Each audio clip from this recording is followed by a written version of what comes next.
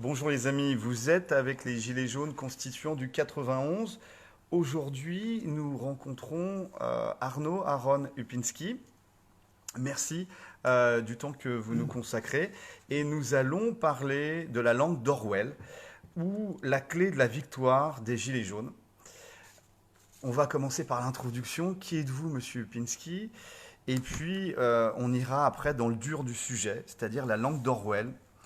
Le combat, cette destruction du langage qui amène à cette langue d'Orwell. En première partie, on parlera du début. Qu'est-ce qui vous a amené dans ce combat? On parlera après, en deuxième partie, du combat en lui-même, où il y a 6 sous-parties. La sélection par les mathématiques, la destruction de la parole politique, Maastricht, la contrefaçon littéraire, Versailles et l'art contemporain, et puis l'Académie française. Ça sera la dernière sous-partie de la deuxième partie, votre combat. Et puis en troisième partie, pourquoi soutenez-vous les Gilets jaunes? Et puis conseil aux Gilets jaunes. Voilà. On va commencer tout simplement par l'introduction. Bonjour monsieur Upinski, qui êtes-vous? Vous attendez la réponse? Ben oui.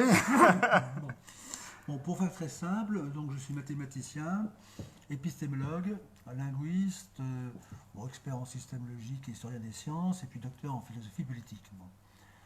Et en fait, tous ces mots correspondent à des périodes de combat. Et ce qui m'a amené à prendre la parole, c'est le constat quand j'étais professeur de mathématiques, qu'on me demandait d'enseigner les mathématiques modernes, que l'enseignement de l'éducation nationale avait pour but de détruire l'intelligence des élèves qui m'étaient confiés. Et donc je me suis demandé quelle en était la raison. Et en fait, j'ai découvert évidemment le rôle politique qui était assigné à l'enseignement en général, aux mathématiques en particulier et au langage. Donc ça m'a amené à écrire mon premier livre, 2 plus 2 égale 5, de nouvelles mathématiques pour une nouvelle société. Et c'est là que j'ai rencontré Huxley et Orwell.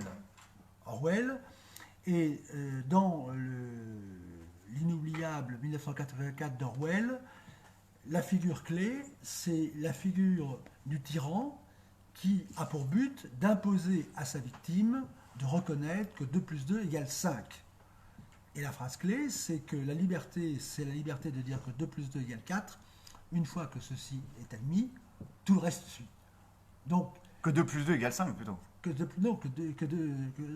La liberté, c'est d'obtenir enfin que 2 plus 2 égale 4. Et le tyran vous oblige à dire que 2 plus 2 égale 5. C'est-à-dire qu'une fois qu'il y a un trou dans le pneu, logique, il peut tout faire. D'accord. Donc tout le système politique, c'est de faire admettre aux dominés une contradiction, nous y arrivons à la fin, et une fois que vous avez fait rentrer dans votre cerveau une contradiction, c'est comme dans le système informatique, le coffre-fort est percé, et le prédateur peut faire ce qu'il veut à l'intérieur. Voilà. Donc ça, c'est le début de ma réflexion sur ce langage orwellien qui, je rappelle, fait l'inverse de ce qu'il dit. Hein, c'est la fameuse phrase d'Orwell, la guerre, c'est la paix, la liberté, c'est l'esclavage, l'ignorance, c'est la force. Donc, il y a une trilogie qui permet de dominer la population. C'est le début de ma réflexion. Et ça pourrait même nous amener très concrètement maintenant à liberté, égalité, fraternité. Vous voulez que je le dise tout de suite? Allons-y. Bon. Donc, juste avant l'élection de Macron, tout le monde était anti-système. Bon, Valls, en tant que Premier ministre, avait démissionné en disant qu'il était contre le système. Or, le système se ramène à 3 mots, pour faire très court. Liberté, égalité, fraternité. Ce sont les 3 mots d'Orwell, mais pour nous. Or, la liberté pour nous, c'est l'obéissance. C'est Rousseau, le père de notre science politique, qui l'a dit. La liberté, c'est l'obéissance à la loi. Donc c'est l'obéissance à la loi, donc aux légistes, donc au petit nombre qui font la loi et qu'on ne voit jamais. Donc la liberté, c'est l'obéissance.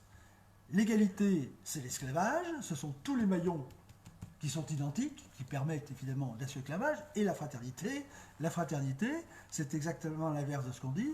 La liberté, c'est la terreur, c'est la censure, c'est ce qui s'est passé lors de la création de la première République terroriste au monde, qui est la première république française, je rappelle, qui était terroriste, vandalisme, loi des suspects, déportation, camp de concentration, et donc c'est l'inverse.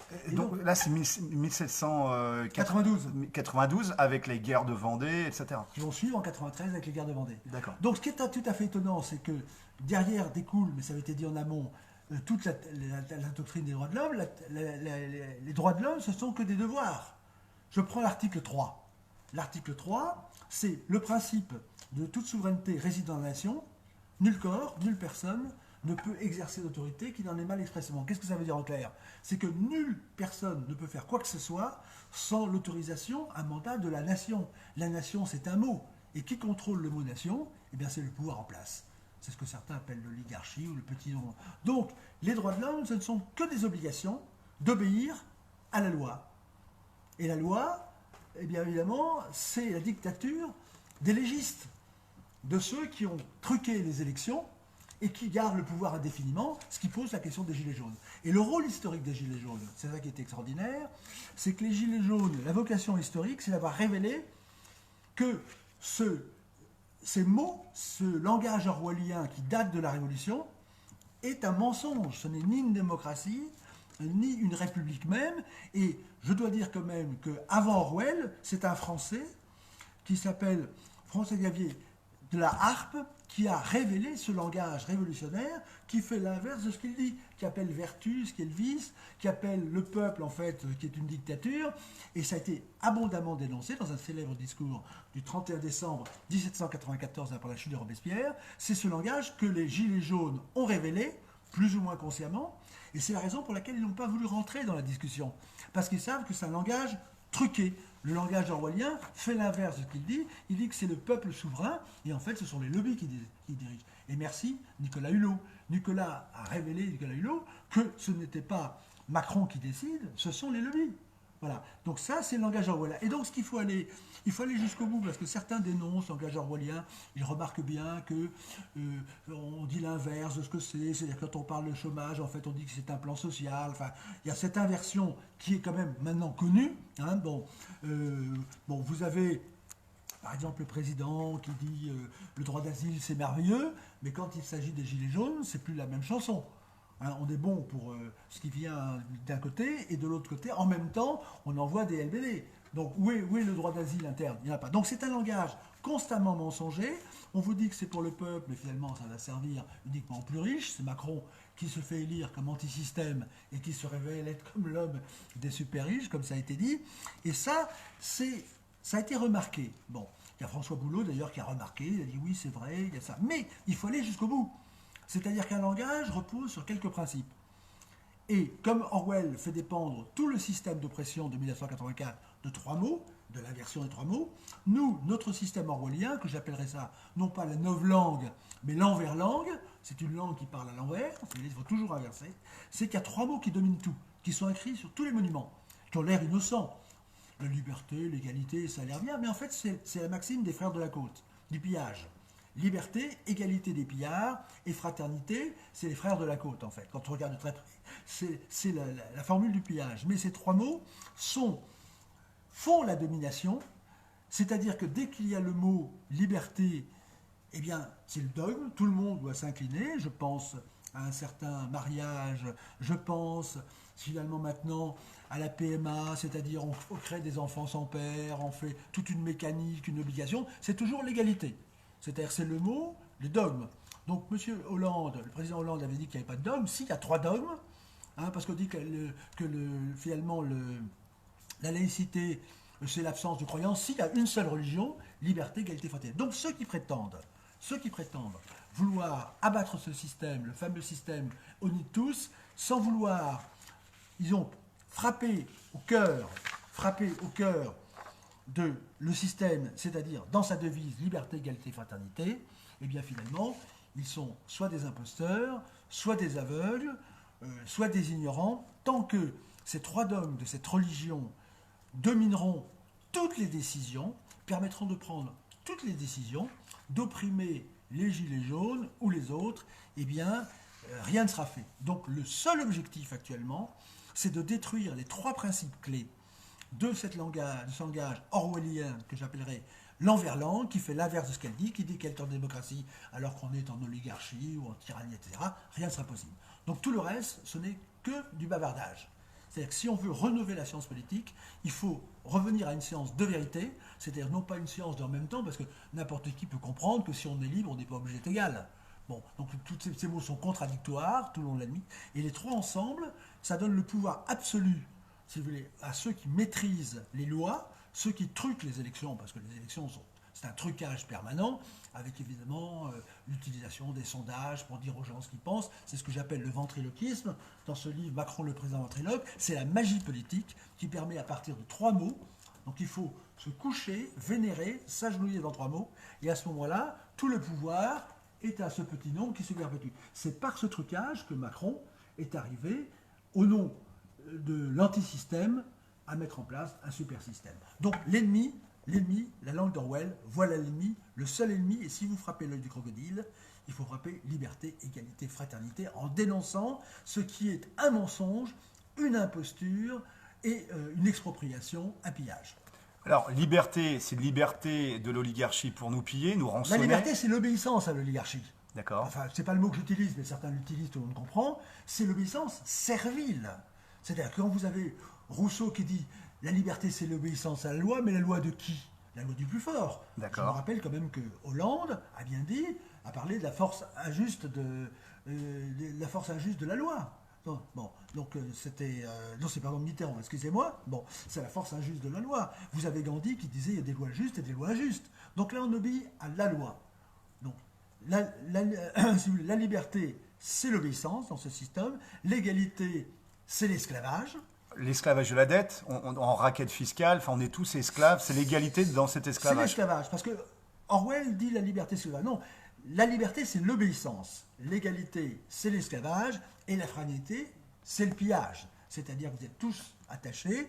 Et pour bien comprendre ce que sont ces mots, il faut les reprendre dans le contexte de 1790. Excusez-moi, monsieur Pinsky, juste pour revenir sur fraternité. La fraternité, c'est la fraternité des pilleurs, de ceux qui saignent le peuple. Et quand vous connaissez, moi j'ai dans la famille des liens avec les corsaires et compagnie, c'est-à-dire qu'une fois que vous avez pillé, la fraternité, c'est de se répartir également le pillage.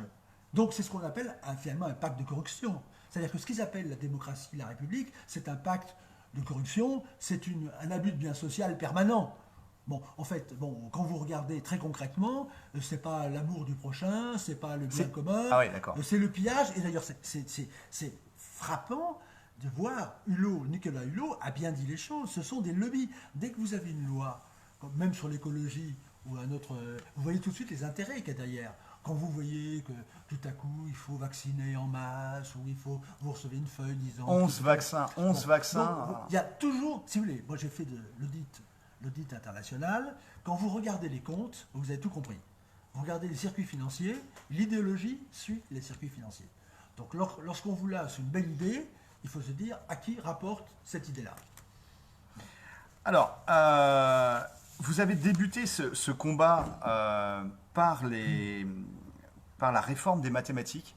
Oui, alors la réforme des mathématiques, lorsque j'ai vu comme professeur de mathématiques qu'on me demandait de crétiniser les élèves, c'est-à-dire on supprimait les théorèmes, on supprimait le rapport entre la cause et l'effet.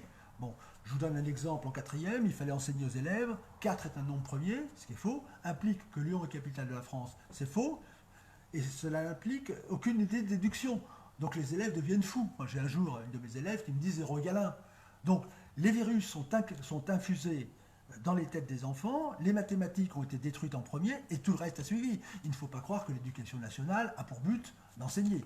Le but, c'est de crétiniser, si vous voulez, les élèves par étapes pour les rendre dociles aux objectifs voulus par le pouvoir. Donc c'est là que j'ai eu cette révélation de la destruction de l'intelligence des élèves avec la suppression, et c'était le début de ma réflexion en me demandant d'où cela vient-il, et je suis allé chez les Grecs d'ailleurs, chez Platon, pour voir quelle est l'utilisation qui est faite par les mathématiques, et l'explosion actuellement de la société digitale de Macron, c'est l'esclavage total qui est en prévision. On supprime l'humain, Macron fait exactement l'inverse, il a dit qu'il réinjectait l'humain, vous allez dans les perceptions d'impôts et partout, l'humain disparaît, dans les gares, vous n'avez plus, l'humain disparaît, et donc c'est le chiffre qui chasse l'homme.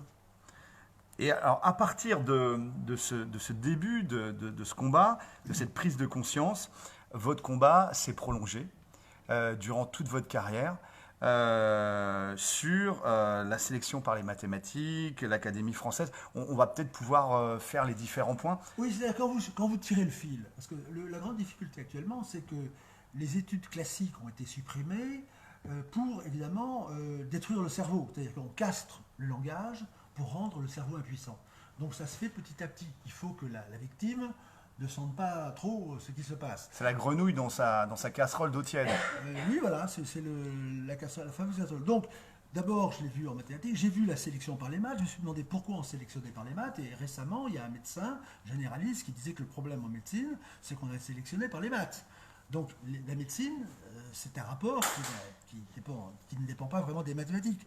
Alors, une fois que donc j'ai vu ce qui se passait en maths, je me suis demandé, donc j'ai écrit 3 livres, 2 plus 2 égale 5, la perversion mathématique du pouvoir, clé pour les mathématiques.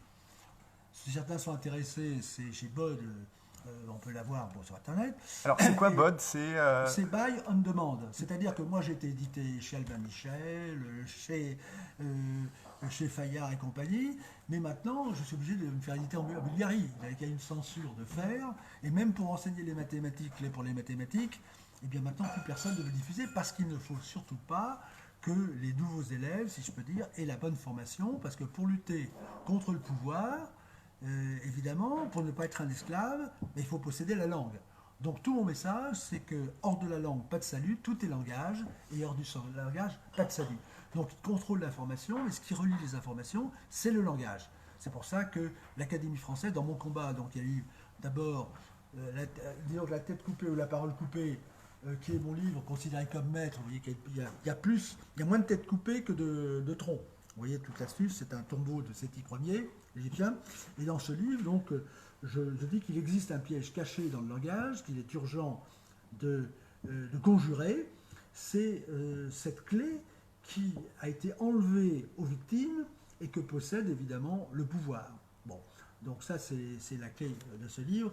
Le calcul et la mort sont les 2 pôles de la République, la tête coupée et la parole coupée. Bon. Et ensuite, donc, j'ai été amené, pour faire court, si vous voulez, à m'occuper de contrefaçon, parce que le langage politique actuellement est une contrefaçon. On vous dit que le peuple est souverain, mais il n'est pas, bien entendu, tout le monde l'a compris. La question, c'est comment rétablir le véritable langage. C'est pour ça qu'il faut mettre la vérité, le vrai langage au cœur de la politique, et le français est prédestiné. Parce que tout ce qui n'est pas clair n'est pas français, donc Macron n'est pas clair, n'est pas français, il ne parle pas français. Il faut rétablir, selon les vœux de Molière et de Rivarol notamment, la clarté dans le langage, supprimer l'ambiguïté pour reprendre le pouvoir. Bon, ça c'est l'objectif majeur. Alors ensuite, j'étais amené, comme vous l'avez dit, à m'occuper de Maastricht, et donc j'ai vu que le traité de Maastricht en 1992 était complètement truqué, c'est-à-dire qu'on vous disait évidemment que donc c'est d'où ce livre, chez Albin Michel, Lettre ouverte à ceux qui croient encore que l'Europe c'est la paix, c'est-à-dire qu'on vous disait l'Europe c'est la paix, mais évidemment ça nous conduit à l'inverse à tous les sens. Mais là, vous l'avez écrit quand, ce livre? 1992.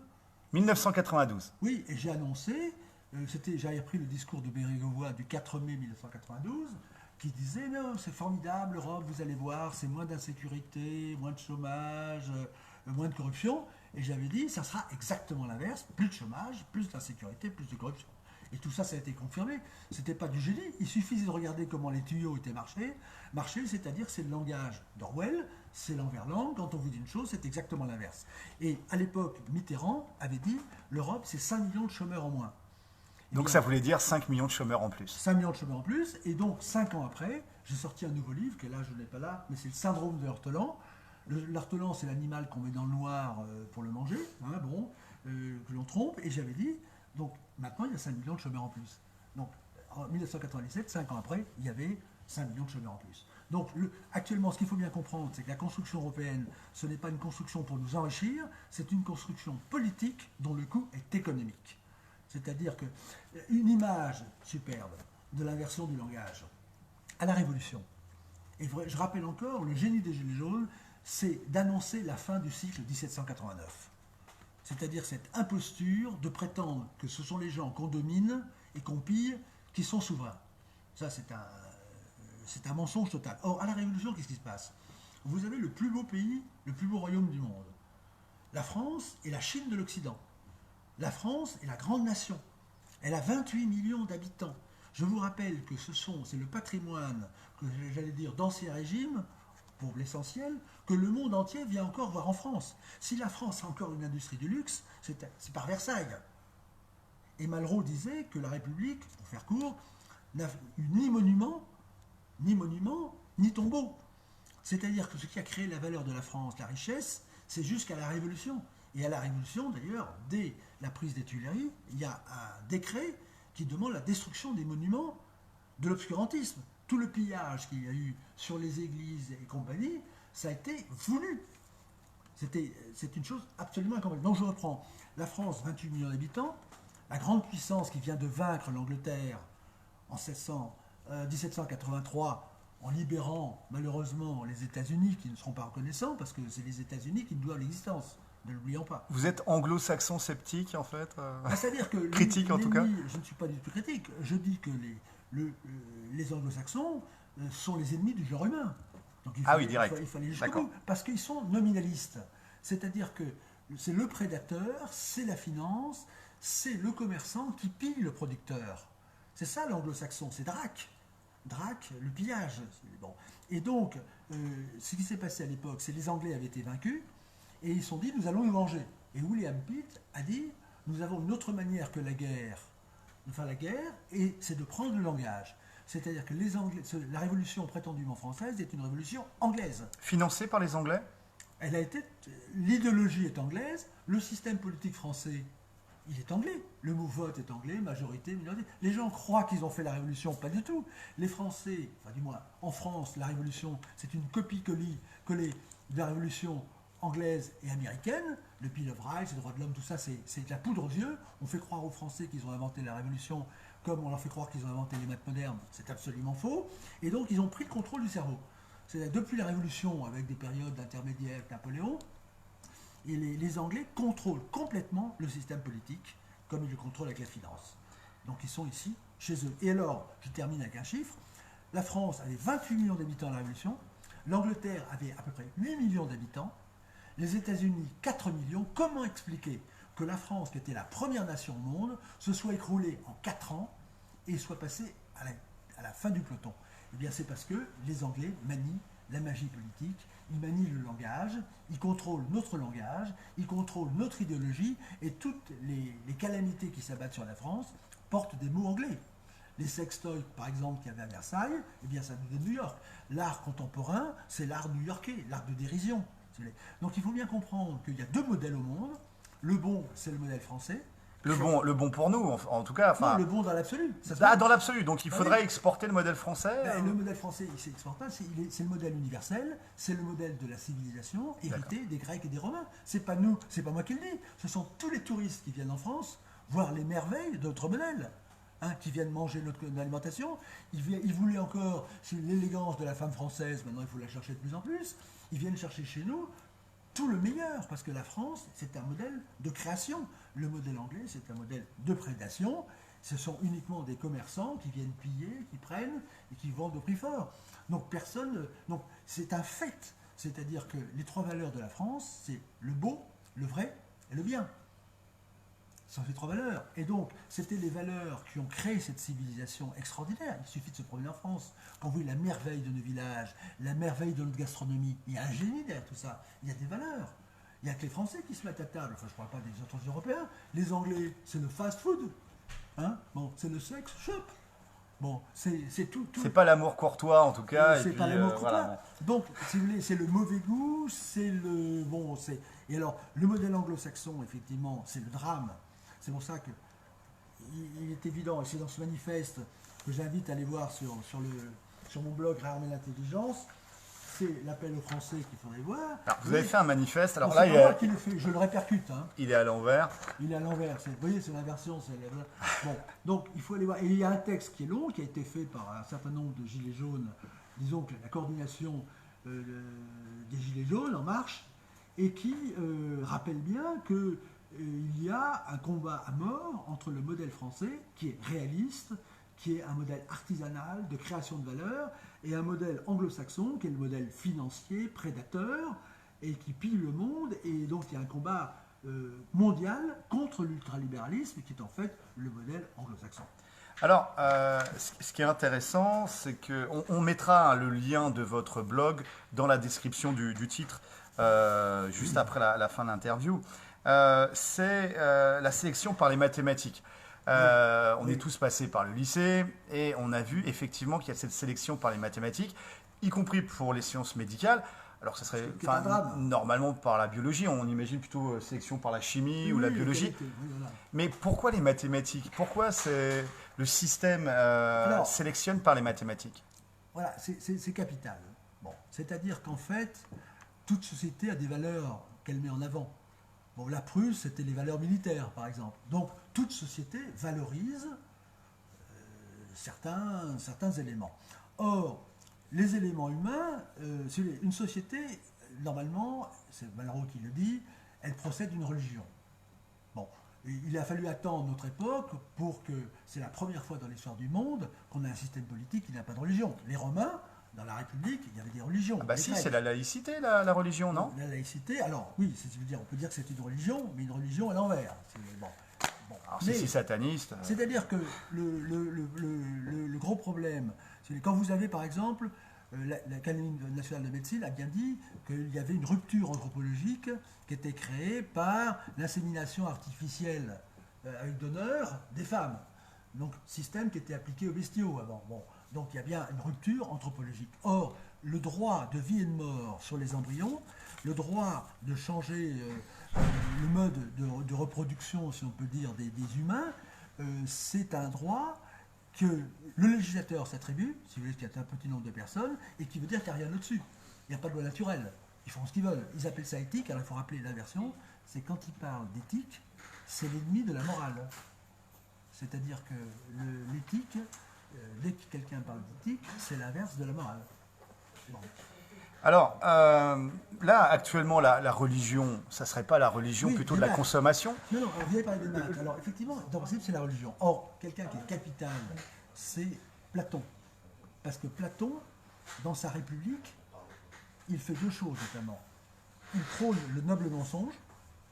Donc, la République de Platon, je vous rappelle, est basée sur le mensonge, le noble mensonge. Le noble mensonge, c'est le mensonge du gouvernement. Le peuple a le vrai mensonge qui doit être puni.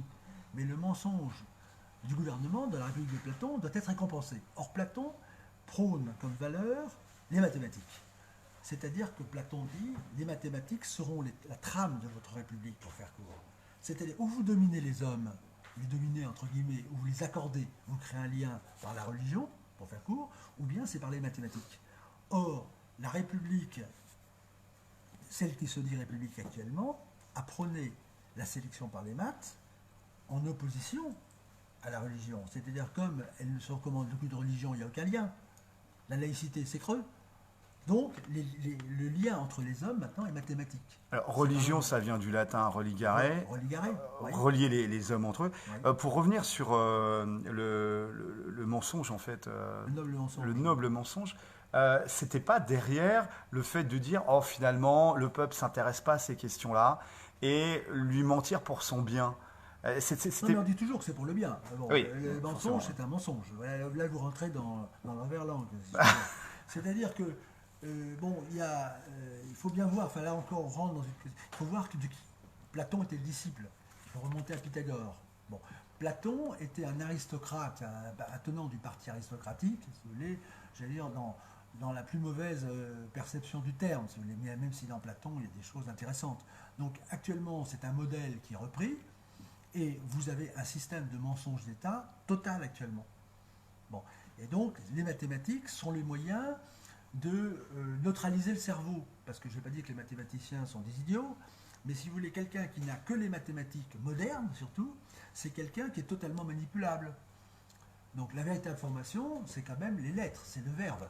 Et c'est pour ça que je vous disais, si les Gilets jaunes, le mouvement des Gilets jaunes ou les Français tout court veulent reprendre le pouvoir, il faut qu'ils en finissent avec cette langue de mensonge, qui est une langue qui fonctionne comme une mécanique mathématique, si vous voulez, mais qui n'a plus les valeurs des humanités qu'on retrouve notamment quand on lit Cicéron, quand on lit les grands classiques du XVIIe siècle, d'où la destruction du français avec l'accord de l'Académie. L'Académie, L'Académie française. Hein. L'Académie. Moi, je me suis intéressé à l'Académie à la demande de Philippe Beaussan, le président de la Défense française, à l'occasion du mariage pour tous. Je me suis dit, c'est quand même bizarre, on appelle mariage ce qui n'est pas un mariage. C'est-à-dire que deux hommes, ça ne fait pas un mariage, deux femmes, ça ne fait pas un mariage. Bon, c'est la définition d'ailleurs de l'Académie de l'époque, et toujours encore actuellement. Or, à l'époque, j'avais dit, donc il faut que l'Académie dise la vérité. C'est-à-dire que les gens font ce qu'ils veulent entre adultes, consentants ou pas, bon, ça c'est une question, mais le mot n'est pas disponible. On n'a pas le droit de prendre un mot et de tuer son âme. Parce que le mariage, il y a une âme, il y a une symbolique, il y a quelque chose. Bon. Et donc, à l'époque, j'avais fait une saisine de l'Académie qui a été suivie, et je vous l'ajoute très courte, mais l'Académie a, dans sa déclaration du 6 avril 2000, a bien dit, sous le titre « Déclin des filières littéraires », donc l'Académie a bien dit qu'il semble, alors le mot « semble » est un euphémisme, que le français et ses instruments d'apprentissage soient les ennemis à détruire. L'Académie a été obligée d'admettre qu'il y a une volonté de détruire la langue. Elle a même dit qu'il y a un projet dans le plus grand secret qui se développe. Le mot secret, évidemment, un mot qui pèse très lourd. C'est qu'il y a deux langues qui sont enseignées. Une langue de communication pour le tout venant, les imbéciles, et puis une autre langue qui serait plus littéraire pour l'élite. Ça, c'est sur les sites de l'Académie. De l'Académie française ? Oui, de l'Académie française. Bon, vous prenez la déclaration du 5 décembre 2013. Alors, le 5 décembre 2013, l'Académie, quand même, parce qu'il y a quand même un peu de bon, c'est bon, l'Académie, elle a fait un appel au président de la République, un appel à la reconquête de la langue française. C'était Hollande. Le président n'a pas répondu. C'est-à-dire que la langue française est en péril de mort, elle descend en chute libre, puisque l'anglais a été amené à remplacer de plus en plus le français, et c'est l'Académie à baisser les bras sur la féminisation, mais le président Macron, je lui ai écrit pour lui dire que puisque les Anglais partent, quittent l'Europe, il faut que le français redevienne la langue de l'Europe. C'est sa langue, elle est prédestinée pour être la langue de l'Europe, parce qu'on ne peut pas avoir une politique ou quelque chose qui parle la langue de l'ennemi. Bon, eh bien, il n'a pas répondu, donc maintenant, il est acté que le français, l'objectif actuellement du pouvoir en place, c'est la destruction du français, parce que le français est la langue suprême, la langue de l'intelligence. Pourquoi ? Parce qu'elle est l'héritière historique du grec et du latin, qui sont les deux langues de civilisation. Et donc finalement, derrière, alors sans être complotiste ou conspirationniste, c'est priver la population des moyens de concevoir son esclavage par la dette, de concevoir son racket fiscal, et donc finalement de laisser le citoyen à son état de consommateur victime. Mais vous prenez Diderot, parce qu'il y a ces mots en isme, là, chaque fois qu'ils inventent un mot, bon. Mais je vous rappelle que le complotisme, c'est une invention de la Révolution. C'est-à-dire que c'est le fait pour Danton et les autres de dire que ceux qui étaient dans les prisons étaient en train de comploter et de les exterminer. Hein. Donc le mot complotisme, il est daté. Mais bon, pour en venir à donc votre question, c'était le... Alors, rappelez-moi, excusez-moi, juste... Eh bien, je l'ai perdu, la question. C'est à revenir. C'est que... Oui, c'est un moyen de contrôle oui, voilà. de la masse de la population. Alors, le mot que je voulais indiquer, c'était... Parce que maintenant, on fait semblant de découvrir des choses. Vous prenez Diderot. Les mots en isme n'étaient pas inventés, que vous avez prononcé. Eh bien, Diderot disait la contrainte. Les contraintes. La contrainte des régimes despotiques réduit l'esprit sans qu'on s'en aperçoive. Donc, la fameuse philosophie des Lumières... La contrainte, excusez-moi, la contrainte des régimes despotiques restreint l'esprit sans qu'on s'en aperçoive. Donc, c'est ce que je vous disais pour Orwell. Quel est l'ennemi du pouvoir ? C'est l'intelligence. Quand vous voulez dominer quelqu'un, il va vous répondre, je ne veux pas, c'est non, je ne veux pas. Donc, l'ennemi du pouvoir...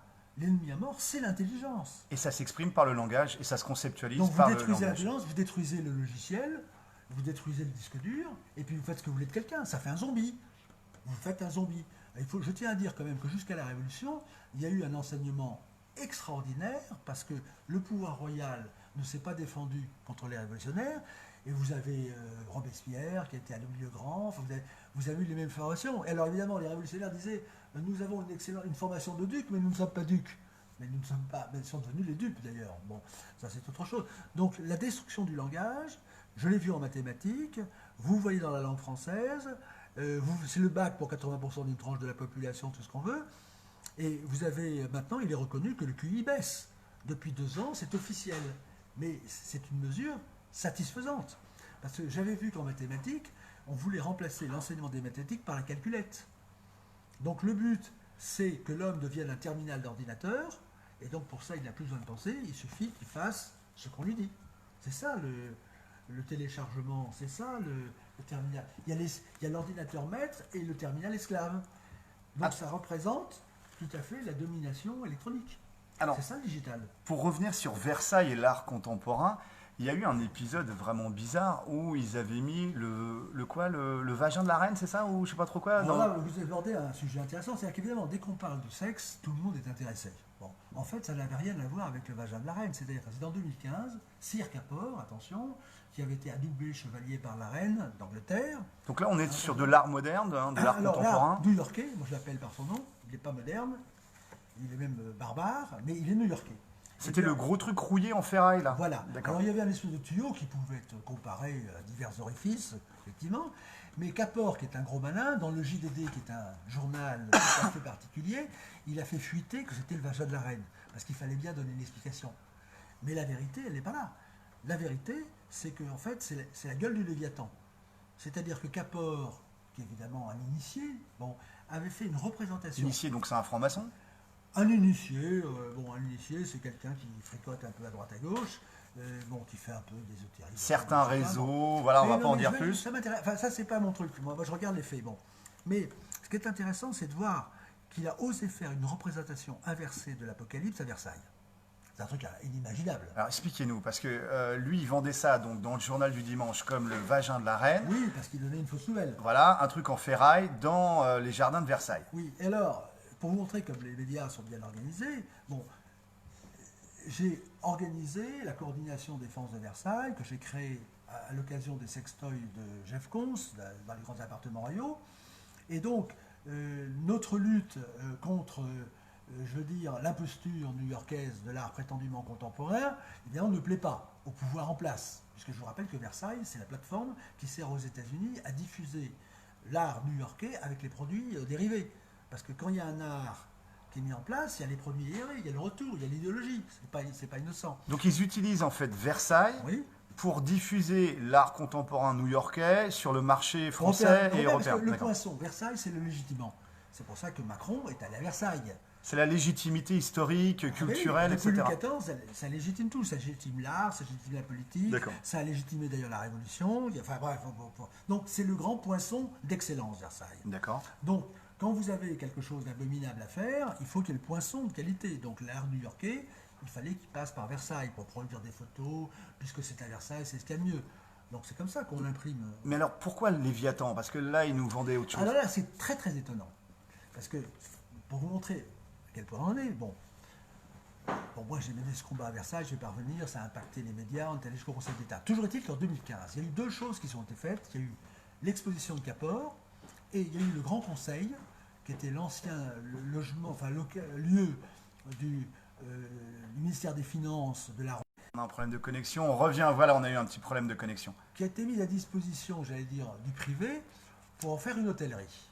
Bon, à l'époque, évidemment, les médias, tous les médias m'ont appelé, toutes les chaînes de télévision, pour me demander ce que je pensais de cette privatisation momentanée, certes, et partielle, mais partielle de cette aile de Versailles.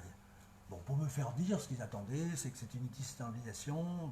Mais tous les médias m'ont appelé. Mais en même temps, la chose la plus importante, c'était l'exposition Capor qui détruisait, défigurait Versailles.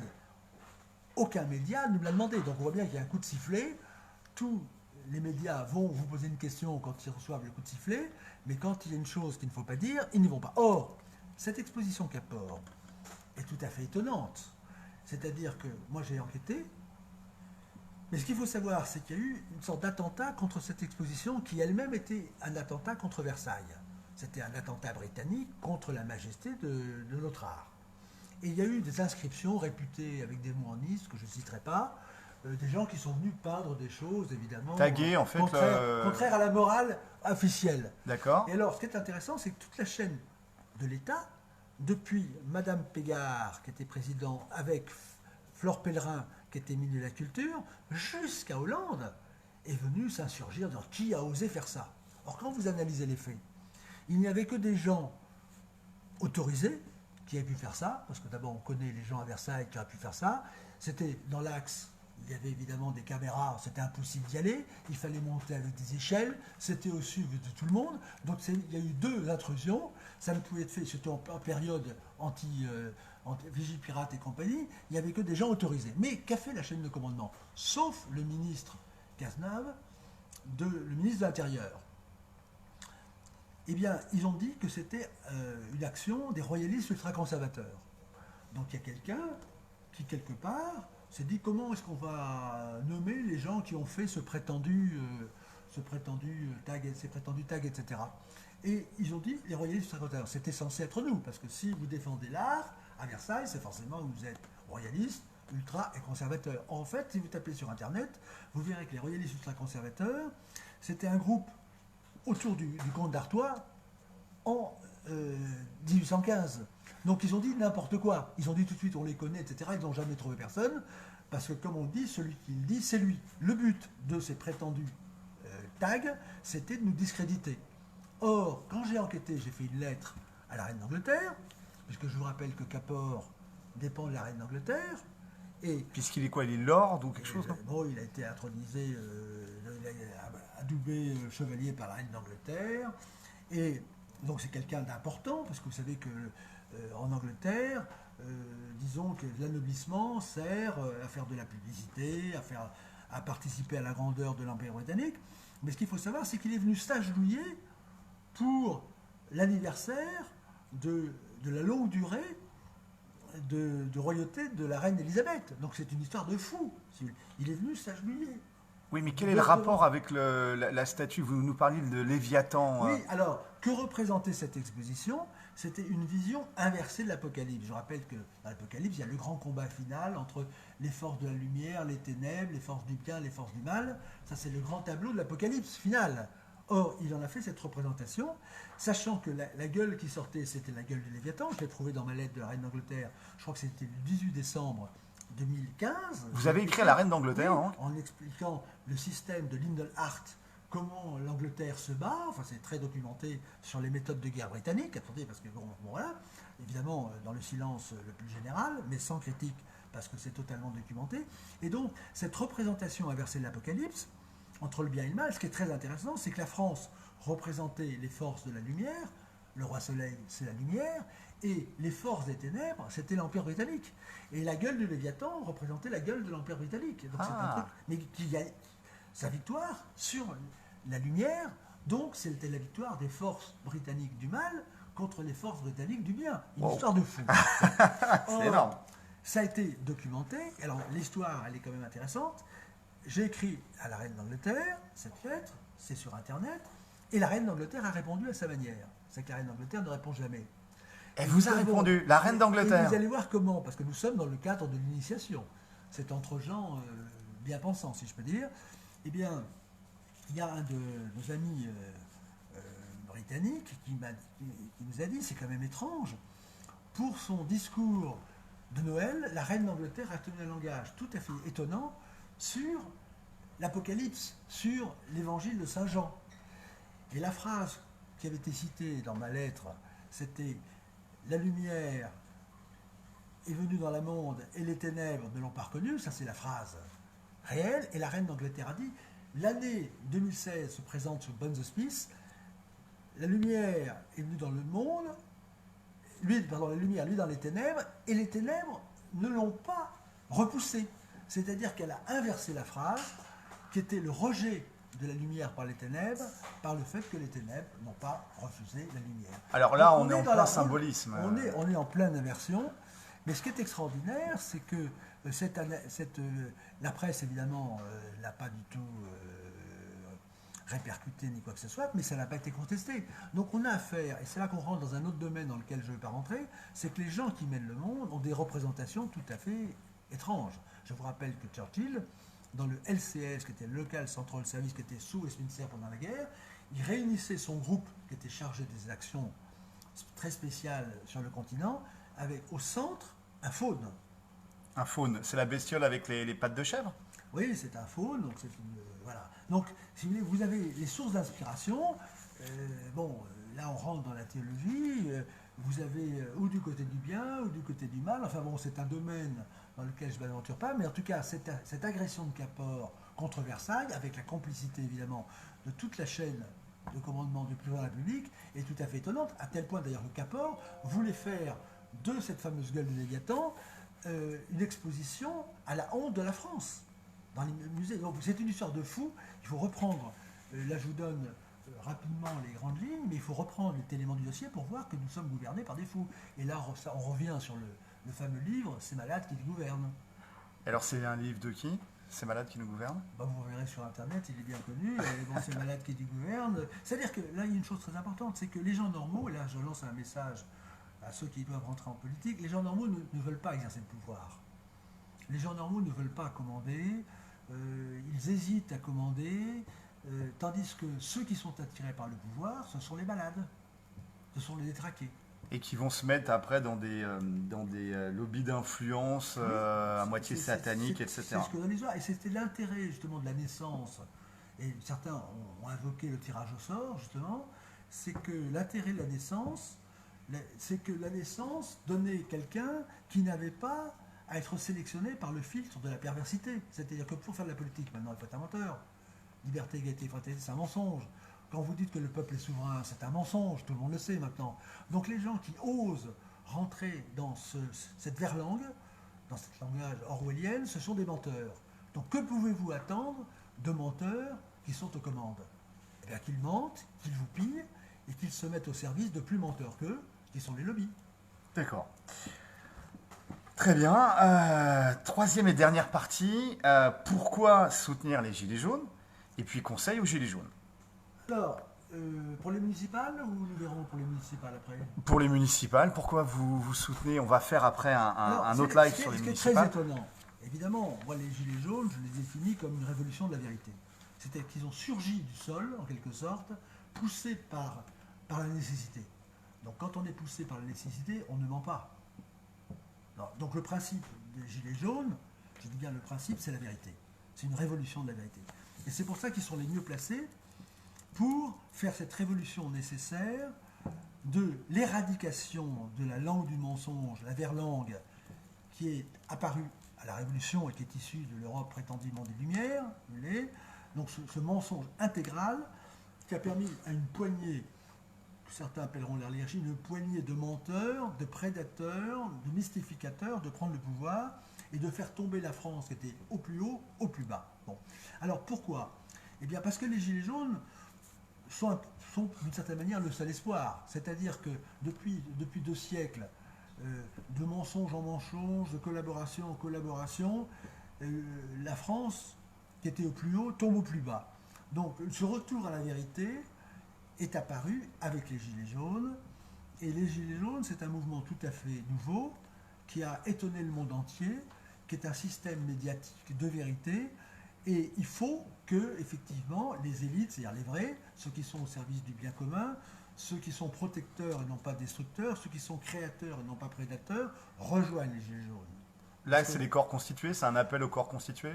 Oui, parce que, regardons les choses, qui fait fonctionner le pays?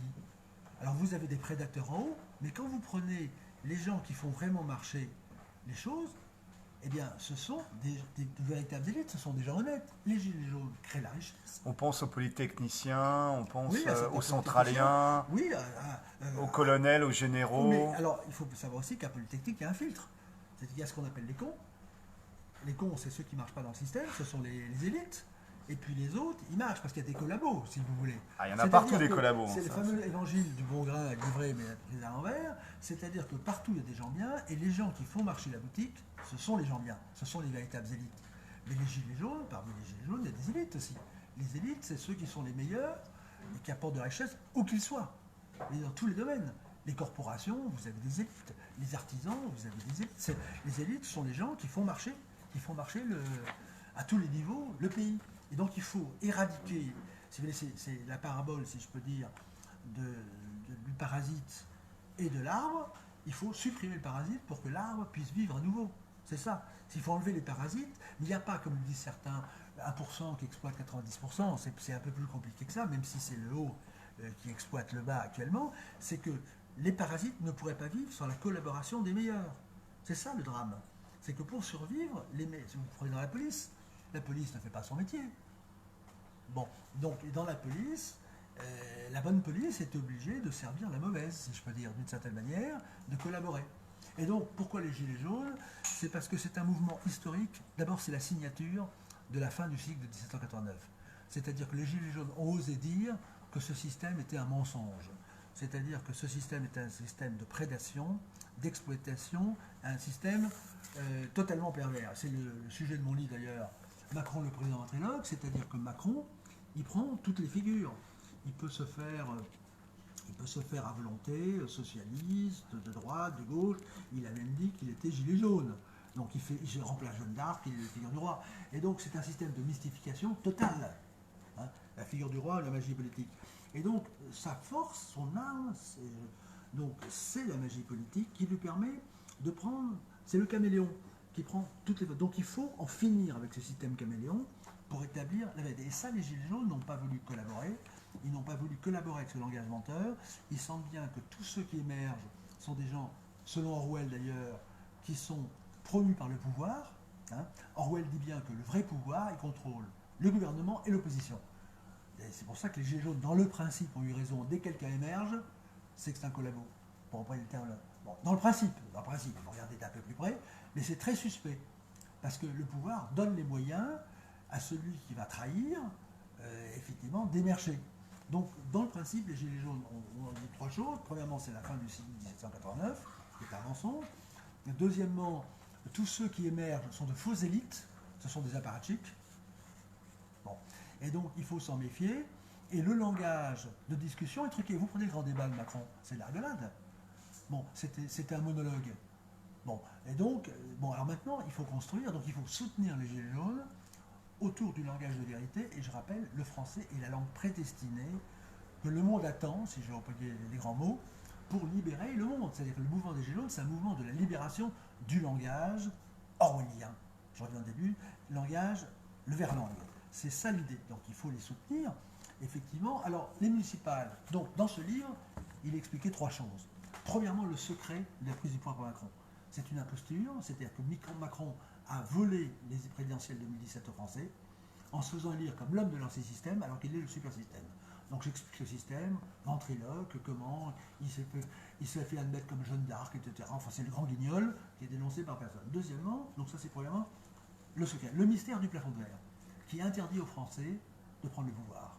C'est-à-dire que c'est le système anglo-saxon, il faut être aux ordres des lobbies, en gros, pour accéder au pouvoir. Dès que vous défendez la France, vous êtes interdit. Il faut être insoumis pour pouvoir monter dans la hiérarchie. Il faut être un collabo. Bon, en gros, enfin, je schématise. Et on arrive à la fin à Hollande, qui avait mis sa ville Tulle en faillite et qui arrive aux manettes du pays. Donc, c'est l'idée de base. Je connaissais une Italo-tunisienne qui disait, pour prendre le pouvoir en France, il faut dire qu'on aime la France, et dès qu'on y est, il faut la trahir. C'est le système. C'est très simple. Bon. Donc, c'est le secret du plafond de verre. Et le troisième, c'est le mystère du mal français, l'énigme du mal français, qu'avait recherché à l'époque, vous savez, le livre du mal français de Perfit. Eh bien, le secret du mal français, c'est une tête anglaise greffée sur un corps français. C'est pour ça qu'on est si mal. Que les Français prennent plein d'anxiolytiques en permanence, c'est parce qu'ils sont mal dans leur peau. Et Macron, c'est le symbole même de la tête anglo-saxonne. Il parle anglais d'ailleurs. Parce que quel est l'ennemi? L'ennemi, c'est celui qui parle la langue de l'ennemi. Macron, il parle la langue de l'ennemi en permanence. Donc, il y avait Sarkozy qui faisait son footing avec un t-shirt New York Police District, hein, quand même. Ben voilà. Mais vous l'avez dit, c'est-à-dire qu'il faut, si vous voulez, faire acte d'allégeance, de soumission vis-à-vis du maître anglo-saxon. Et à ce moment-là, le maître anglo-saxon, vous avez même une jeune femme qui est allée à New York se faire introniser, et qui a fait après, qui est allée à la convention de la droite, une certaine Marion, ben, il fallait qu'elle soit adoubée à New York. Ah oui, donc on continue. Bah oui, donc il faut aller voir le maître. On continue dans les collabos là. Franklin était venu à Versailles lors de l'indépendance. Maintenant, le mouvement est dans le sens inverse. ils ont pris le pouvoir, ils ont tout embarqué, et donc il faut parler anglais, il faut montrer qu'on est anglais, etc. Donc soutenir les Gilets jaunes, ça veut dire, c'est pour l'instant le seul, si vous voulez, c'est le seul mouvement, je veux dire, apolitique au bon sens, apoliticien. À partisans peut-être. Oui, apartisan, mais politique au sens profond du terme, c'est le bien de la cité, le bien commun, qui soit ni droite, ni gauche, ni vert, ni jaune, etc., il y a de tout maintenant, mais qui représente la France profonde, c'est-à-dire la province, les provinces. Et il faut ressusciter les pays. Le pays réel. Oui, on peut dire réel, mais c'est, je dirais, les pays réels, parce que vous avez le pays de Caux, le pays, tous les pays. Mais, parce que, si vous voulez, il faut reprendre, la Révolution n'a pas détruit tué le roi, elle a tué le peuple. Avant les départements, vous aviez des pays, vous aviez des peuples, des gens qui avaient des coutumes, qui avaient une manière de s'habiller, une manière donc il faut restaurer ça. Et donc les Gilets jaunes représentent, alors c'est évidemment connoté le mot pays réel, mais ça a été repris d'ailleurs par un ancien porte-parole de Macron, que vous connaissez bien. Et donc c'est presque réducteur, le pays réel, c'est le pays vivant. Le pays enraciné, le pays qui a quelque chose à dire. Qui produit aussi une richesse véritable. Oui, voilà, c'est ça. Parce que la richesse, quand vous prenez actuellement, moi j'en connais, des personnes qui sont dans la finance, des jeunes qui gagnent 22 000 euros par mois et qui n'apportent aucune richesse sont des prédateurs. Et quand vous prenez les gens qui créent vraiment la richesse, les gens de la base, les gens qui vident les poubelles, les gens qui font le pain, les gens qui travaillent, la richesse elle est là. Qui coulent du ciment, voilà. Infirmiers. Vous prenez le système médical, les gens qui font la santé, ces gens-là sont mal payés. C'est le monde à l'envers. C'est-à-dire que ce sont les prédateurs qui sont nourris grassement et ce sont les créateurs qui sont affamés. Ce sont ceux qui nourrissent qui meurent. La paysannerie, c'est de l'assassinat, la paysannerie. Je vous rappelle que le plan Manchol, et là on revient aux mathématiques. Alors le plan Manchol, vous verrez pas, sa plan sur l'agriculture disait qu'il fallait que les revenus de l'agriculture soient toujours inférieurs à ceux de l'industrie. On a affamé, assassiné les paysans. C'est un plan d'extermination des paysans. Parce que le paysan, c'est le pays. Et ils ne veulent plus du pays. Ils veulent les esclaves. Or, le paysan est un homme libre, dans son principe. C'est un homme libre, c'est un homme qui sait tout faire, dans son principe, le vrai paysan. Alors maintenant, il y a les étapes. Le but, c'est la prise du pouvoir en 2022. Il faut faire en vrai ce que Macron a fait en faux. Donc là, 2022, c'est les présidentielles. Les véritables marcheurs, je suis désolé, ce sont les Gilets jaunes. Macron en rêvait, les Gilets jaunes l'ont réalisé. Il en rêvait, il l'a réalisé. C'était du bidon, les faux marcheurs de Macron. Donc, il représente cette véritable révolution démocratique qu'avait annoncé Macron mais qu'il n'a pas fait. Donc mon slogan, il est simple, les Gilets jaunes doivent faire en vrai ce que Macron a promis en faux. Donc le programme, il est très très simple. Hein. Donc le but, c'est la prise du pouvoir. Le plan, c'est de faire en vrai ce que Macron a fait à faux, une authentique révolution démocratique. Et la méthode, c'est remettre la vérité au cœur de la politique et ne plus accepter les mensonges. En particulier les mensonges de la langue, de la novlangue, de la langue orwellienne. Il faut revenir à la langue française, la vérité de la langue. C'est tout, c'est aussi bête que ça. Il ne faut jamais admettre, plus jamais admettre que 2 plus 2 égale 5. 2 plus 2 égale 4, il faut appeler un chat et Macron, j'allais dire un chat et Rollet un fripon. J'allais dire Macron un fripon. Bon, donc ça c'est la base. Alors maintenant, les municipales. Alors, pour les municipales, on fera un autre live juste après. Nous vous remercions. Citoyen Aaron Upinski, merci beaucoup. Eh bien, c'est moi qui vous remercie. Et puis, donc, vers la prise du pouvoir en 2002, ça doit être l'obsession. Et c'est facile de faire. Parce que Macron est arrivé avec très peu. Donc, c'est beaucoup plus facile. C'est facile d'avoir plus de 20%, même plus peut-être de 10%, de 15%. Si les Français, les Gilets jaunes, le mouvement avec les élites, les vraies élites qui doivent les rejoindre, les Gilets jaunes faisant partie de ces élites en étant à la regard, eh bien à ce moment-là, ça désespère la France. Nous devons être capables de faire pour le bien et en plein ce que lui a fait pour le faux et en mal. Voilà. Merci beaucoup. Force et honneur. On ne lâche rien. Montez les équipes, les amis.